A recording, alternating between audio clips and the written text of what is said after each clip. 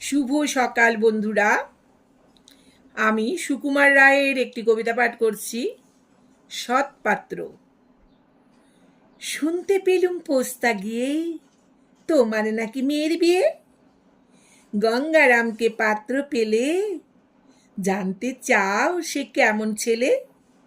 মন্দ নয় সে পাত্র ভালো, রং যদিও বেজায় কালো। তার উপর মুখের গঠন অনেকটা ঠিক পেঁচার মতন।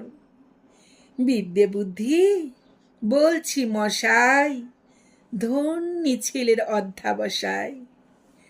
19টি বার ম্যাট্রিক এসে ঘায়েল হয়ে থামল শেষে। বিষয় আশয় গরিব বেজায়, কষ্টে সৃষ্টে দিন চলে যায়। মানুষ তো নয় ভাইগুলো তার, একটা পাগল একটা গোয়ার, আর একটি সে তৈরি ছেলে, জাল করে নোট গেছেন জেলে। কনিষ্ঠটি তবলা বাজায়, যাত্রা তালে 5 টাকা পায়। গঙ্গারাম তো কেবল ভোগে পিলের জ্বর আর পাণ্ডু রোগে। কিন্তু তারা উচ্চ ঘর, কংসরাজের বংশধর।